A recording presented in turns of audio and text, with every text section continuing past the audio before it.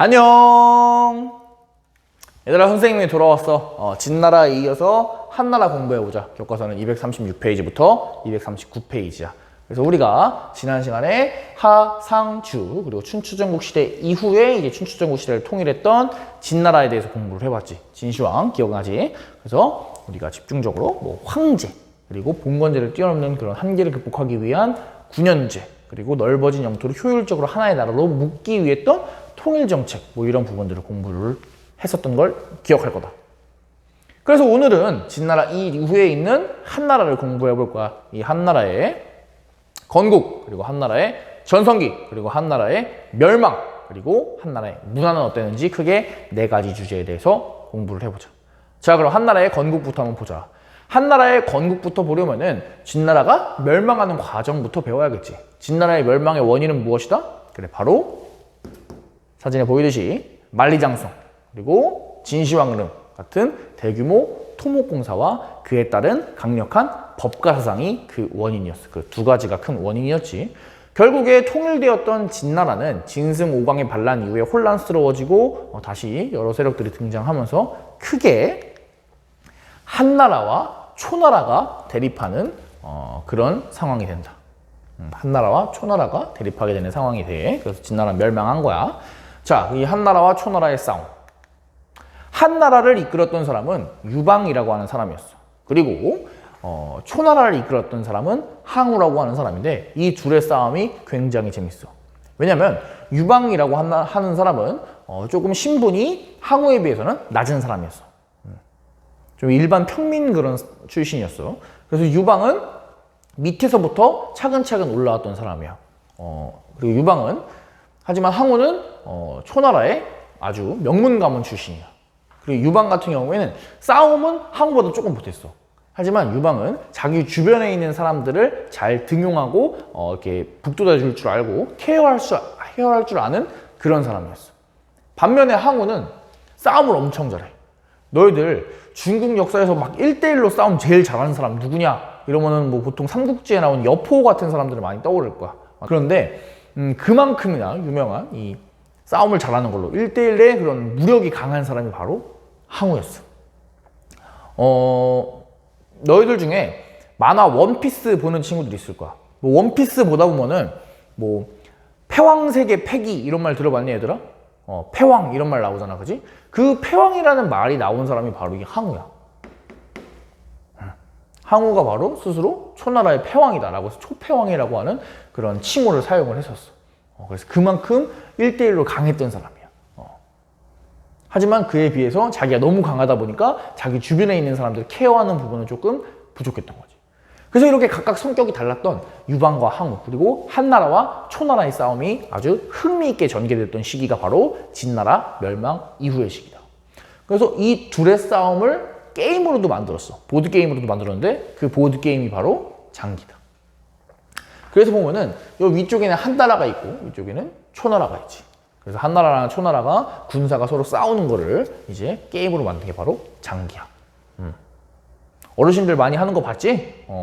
선생님도 뭐 추석이나 설날 때 이제 부모님들이랑 이제 가끔씩 하고는 하는데 너희들도 기회가 되면 배우면 좋을 것 같아. 재밌는 게임이다.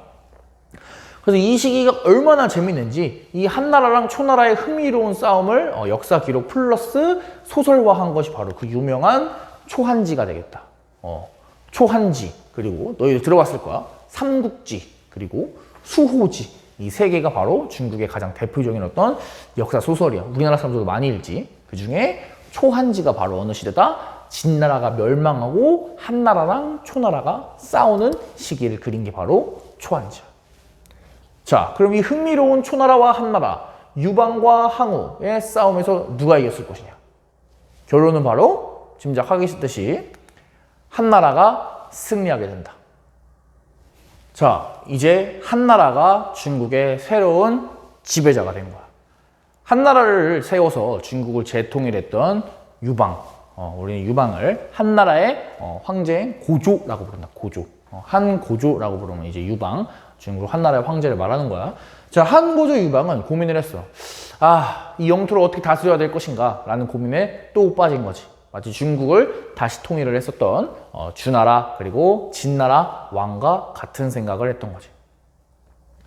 한 고조가 생각할 수 있는 선택지는 크게 두 가지였을 거야. 그지 얘들아? 주나라가 했던 방식이랑 진나라가 했던 방식. 뭐였니? 그래, 봉건제랑 군현제였을 거야. 고조 입장에서, 유방 입장에서는 선생님이 생각하기에 아마 군현제를 하고 싶었을 거야. 왜? 얘들아, 군현제랑 봉건제랑 어떤 게 더 황제의 권력이 더 세니? 그지? 군현제가 더 셌겠지? 그러니까 아마도 황제 입장에서는 군현제를 하고 싶었을 거야. 하지만 유방은 군현제를 바로 할 수가 없었어. 왜냐? 유방이 황제가 될 때, 초나라를 멸망시킬 때 도와줬던 사람들, 지방이 너무 많았거든, 자기 주변에. 선생님이 아까 얘기했지. 유방은 평민 출신에서부터, 동네에서부터 그냥 차근차근 올라와서 중국 최고의 권력자인 황제가 된 거야. 그 사람이 과연 혼자 힘으로만 가능했을까? 아니었을 거야. 자기 주변에 많은 사람들이 유방을 도와줬어. 그럼 내가 황제 됐어, 얘들아. 그럼 황제 됐으니까, 이제 아니야, 꺼져. 막 이럴 수 있니, 얘들아? 아니지. 자기가 황제 되게 도와줬던 사람들한테 이제는 자기가 베풀어줄 차례잖아, 그지? 그러다 보니까 그냥 쉽게 군현제를 실시하고 그 사람들을 다 무시해버릴 수 없었던 거지.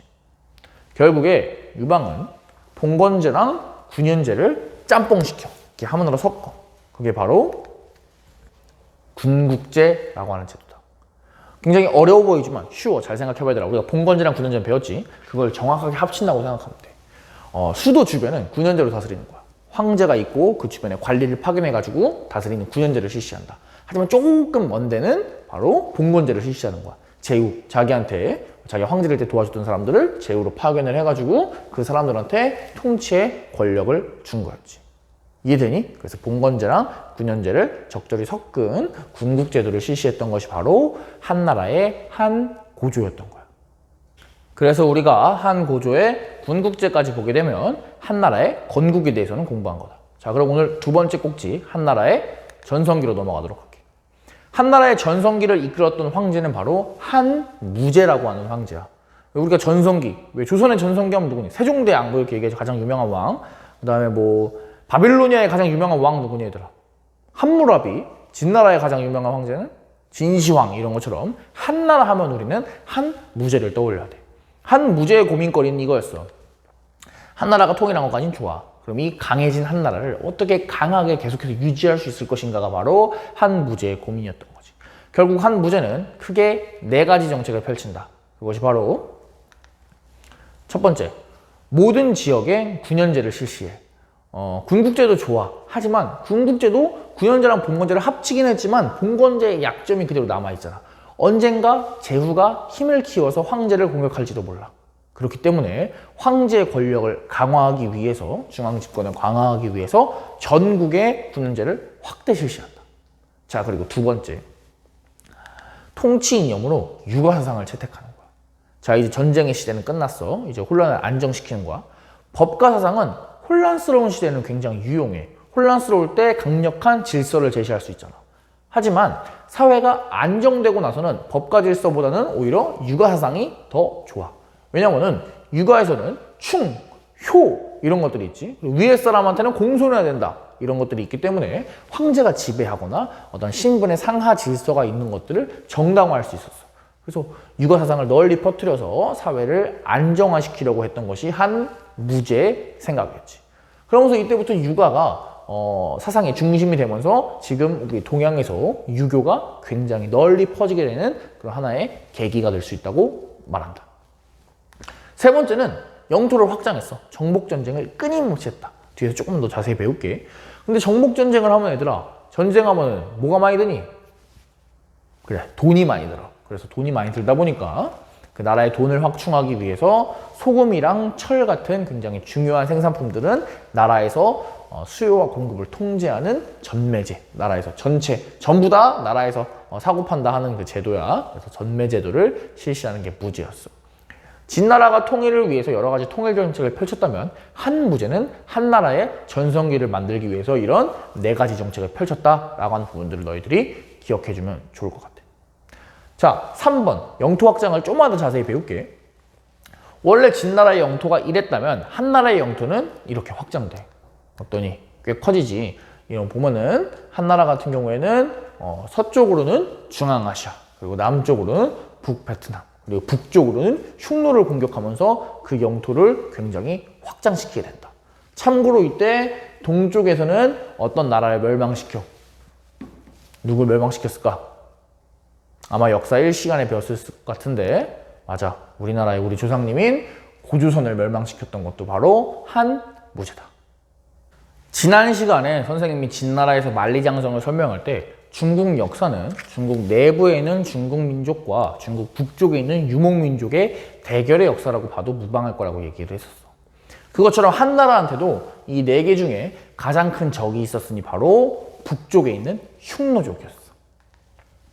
한나라 같은 경우에, 한무제 같은 경우에는 이 북쪽의 흉노족을 싸우기 위해서 서쪽 지역에 동맹을 원했었어. 그리고 이쪽 멀리 있는 서쪽 나라에 동맹을 하기 위해서 사신을 파견하지. 그 사신이 바로 장건이라고 하는 사람이야. 사람 이름이다. 이 장건이라고 하는 사람은 이 서쪽에 있는 나라랑 동맹을 맺기 위해서 쭉 가는 거야. 근데 가다가 이쪽 가운데 지역은 누가 지키고 있을까? 그래, 바로 흉노족이 지키고 있지. 그래서 가다가 흉노족한테 잡혀, 이 장건이라는 사람이. 그거 조심해서 가야 되는데. 그래서 탈출을 한다. 간신히 탈출을 해가지고 가다가 또 잡혀. 나중에 한 번 더 가는데 거기서 또 잡힌다.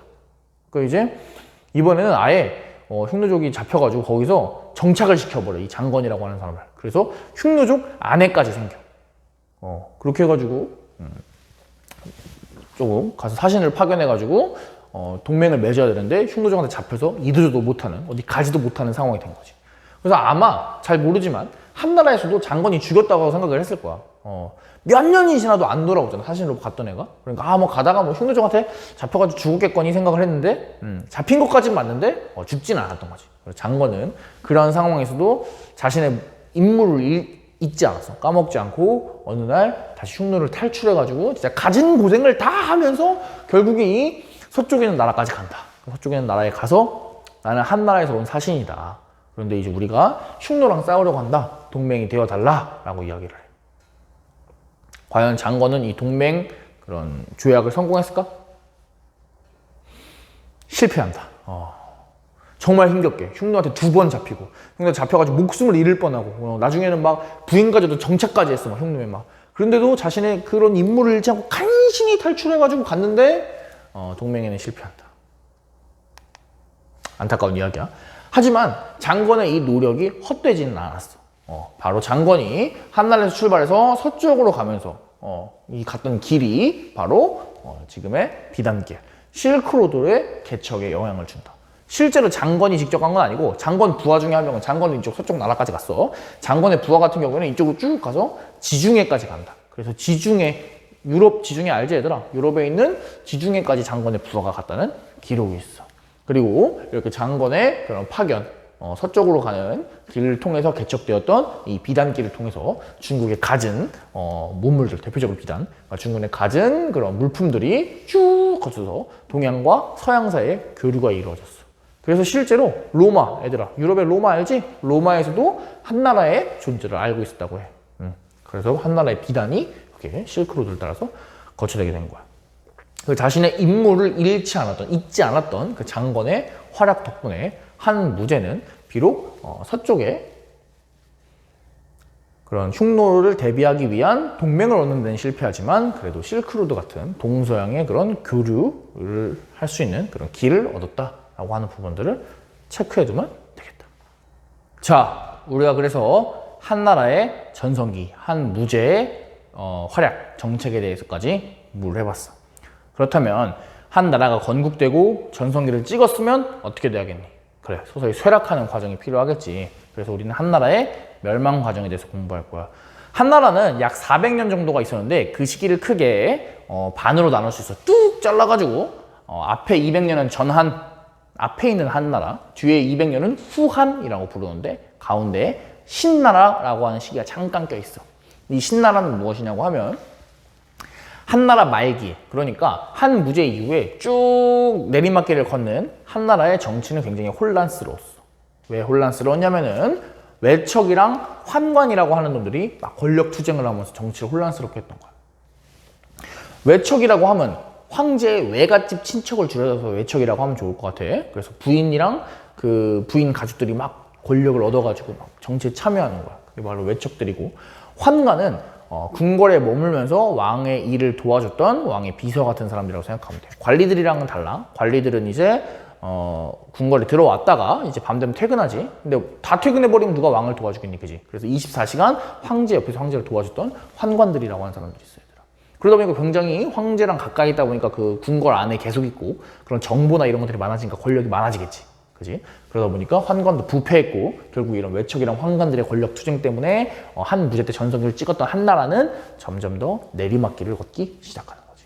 그런 혼란스러웠던 전한, 한나라를 멸망시키고 일시적으로 신나라라고 하는 나라를 이제 왕망이라고 하는 외척의 한 명이 세우는데, 그래서 이제 한나라가 멸망할 뻔했어. 그런데 이 위기를 구하는 사람이 바로 광무제라고 하는 사람이야. 이 광무제라고 하는 사람이 혼자 한 건 아니고 호족이라고 하는 사람들의 도움을 받아서 한나라를 재건국한다. 그래서 우리가 한나라 400년의 역사를 한 무제가 속해 있는 전성기를 찍었다가 내리막길을 걷는 전한과 가운데 이제 혼란스러웠던 신나라, 그리고 그 이후에 다시 통일하는 후한, 이렇게 세 가지로 나누는데, 이때 후한의 주인공은 바로 광무제를 도와서 다시 건국했던 호족이라고 하는 사람이에요. 우리가 외척이랑 환관은 지금 방금 배웠는데 그 호족은 또 뭐냐? 그래서 호족을 좀 자세히 설명해 줄게.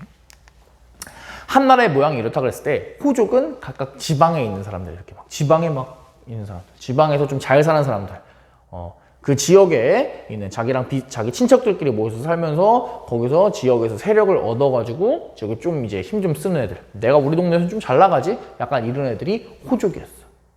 광무제는 이런 호족들의 도움을 받아서 신나라를 수습을 하고 다시 한나라를 재건국할 수 있었던 거야. 자, 우리가 한 고조 유방이 자기가 황제가 된 다음에 바로 군현제를 실시할 수 없었잖아. 왜냐? 자기가 황제가 될 때 도와줬던 많은 사람들을 잊어버릴 수 없어서. 그래서 봉건제를 가미했던 군국제를 실시했던 것처럼 후한에도 후한이 성립될 때 가장 큰 공을 세웠던 사람들이 바로 이 지방에 있는 호족들이기 때문에 호족들이 후한 시대에는 권력의 중심을 차지하게 돼. 결국에 지방 세력의 호족들이 막 성장하게 되고, 성장하다 보니까 자신의 권력을 이용해서 막 횡포를 부리는 거야. 농민들을 몰락시켜. 무슨 말이냐면 막 자신의 땅을 막 넓혀. 막 농민 땅 뺏고, 막 농민 막 착취하고, 이렇게 하다 보니까 농민들이 몰락하게 되는 결과를 볼 수 있다. 자, 농민들이 몰락하면 그냥 아 그래요, 나는 멸망할게요, 안녕, 막 나는 몰락할게요, 이렇게 하고 농민들이 그냥 순순히 몰락할까? 아니지. 우리 진나라 때도 굉장히 농민들이 살기 어렵잖아. 토목공사, 막 법가사당 이런 것 때문에. 그럴 때 진나라에서 어떤 식으로 했니? 농민들 진승 오강 이런 거 어떻게 했니? 그래, 반란 일으켰지. 똑같아. 한나라에서도 호족들의 횡포로 농민들이 몰락하자 농민들이 반란을 일으킨다. 대표적인 반란, 진나라 때 진승 오강이었다면 한나라 때는 바로 황건적의 황건적, 누럴황, 그리고 건은 이제 두건을 말하는 거야. 노란 두건을 쓴 그런 농민들의 반란이야. 그래서 이런 식으로 노란색 두건을 쓰고 한나라를 몰아내자라고 하면서 이제 반란을 일으키기 시작한다. 후한, 그러니까 한나라는 다시 한번 혼란의 시대로 빠져들게 되는 거야. 황건적의 난이 일어나고 이러한 농민 반란을 수습하기 위해서 중국 각지에서는 여러 세력들이 등장해. 그리고 그 세력들 중에 크게 두각을 나타낸 세 개의 국가가 있으니 바로 위나라, 총나라, 오나라, 바로 세 개의 나라다. 바로 중국의 삼국시대라고 부르는 시대야. 한나라는 멸망하고 이제 중국에는 위, 촉, 오의 삼국시대가 시작된 거다.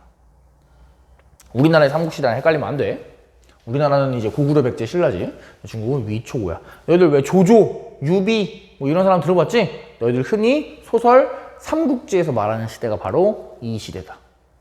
삼국지 같은 경우에는 워낙 유명할 거야, 너희들. 삼국지 같은 경우에는 뭐 영화도 있고, 그 다음에 이렇게 게임도 있고, 그 다음에 뭐 만화 같은 것도 있지. 그래서 삼국지 굉장히 많이 널리 읽히고 있는 아주 사람들이 좋아하는 그런 시대고, 좋아하는 역사고, 그리고 좋아하는 역사 소설이기도 하다.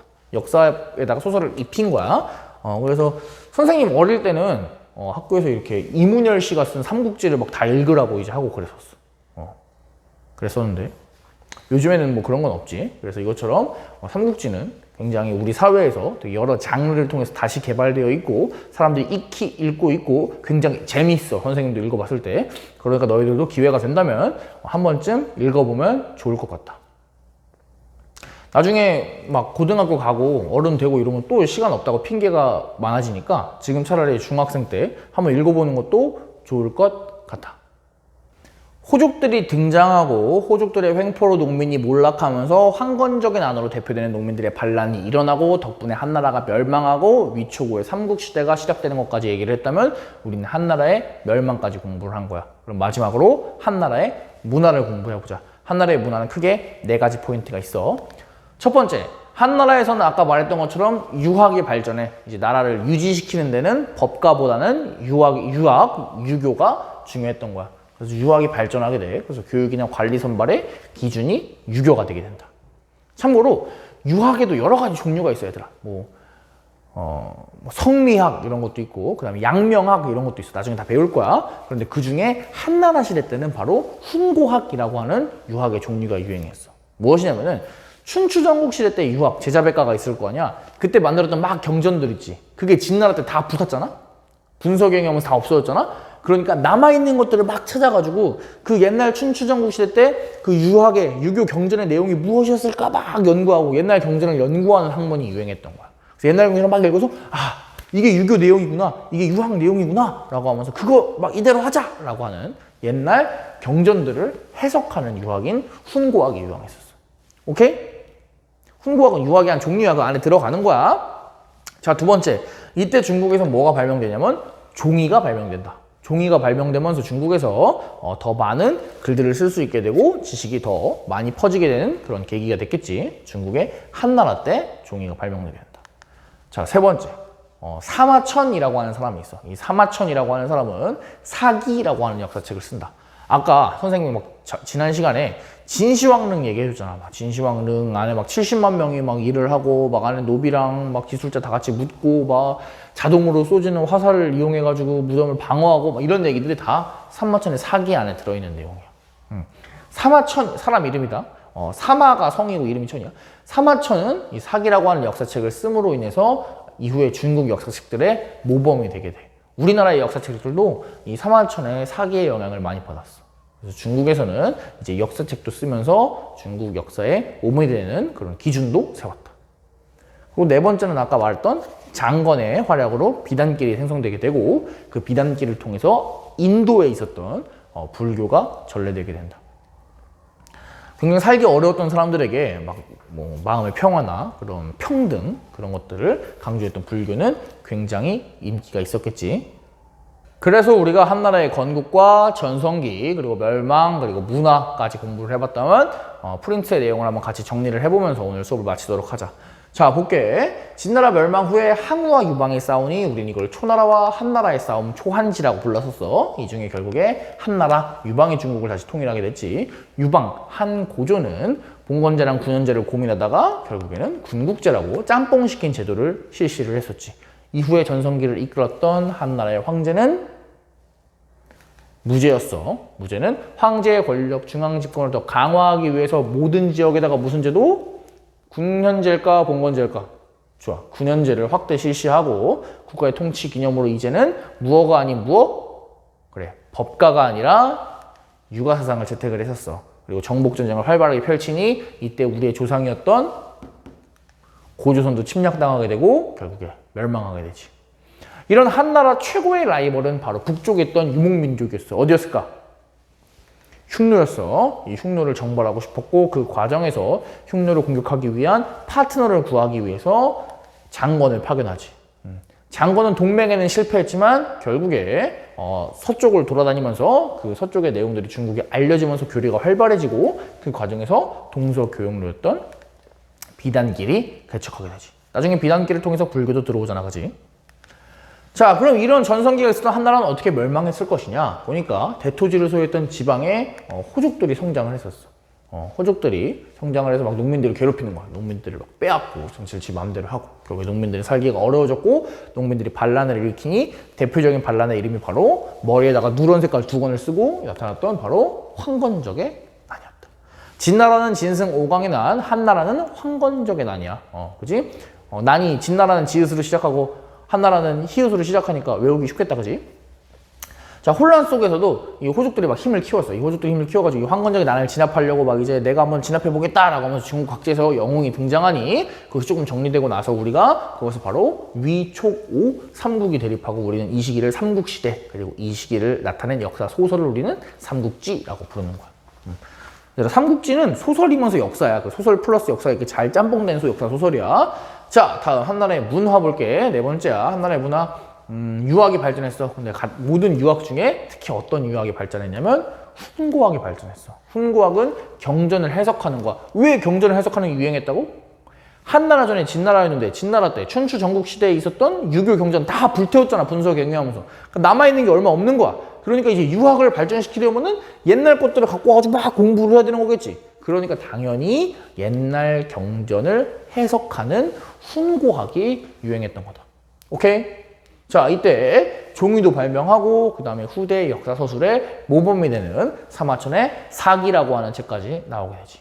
그리고 아까 말했던 것처럼 장건의 비단기를 통해서 인도에 불교가 전래되고 귀족부터 평민까지 굉장히 널리 전파가 돼서 인기가 있었다 라고 하는 부분들 체크해주면 좋겠다. 그래서 우리는 프린트 내용까지 다 체크를 해봤으면 한나라의 내용을 완벽하게 공부한 거야. 좋아. 그럼 다음 시간에는 우리가 무엇을 배울까? 우리가 여태까지는 중국, 동양의 중국을 중심으로 배웠어. 그럼 다음 시간에는 조금 시선을 옮길 거야. 중국을 차례대로 배우는 방법도 있지만 그렇게 되면 중국만 너무 많이 배우잖아, 그지? 그러다 보니까 옛날 역사에 좀 시대를 맞추기 위해서 이번에는 눈을 서양으로 돌려볼 거야. 그래서 서양에 대해서 배울 건데 대표적으로 뭐 그리스, 로마 이름 들어본 적 있지? 이런 나라들에서 우리가 다음 시간에는 배워볼 거다. 오늘 정말 수고가 많았어. 선생님이 EBS 온라인 클래스 아래쪽에다가 과제를 올려놓을 테니까 그 과제까지 꼭 수행을 해주길 바라고 다음 시간까지 건강했으면 좋겠다. 오늘도 수고 많았다 얘들아. 안녕. 안녕. 안녕.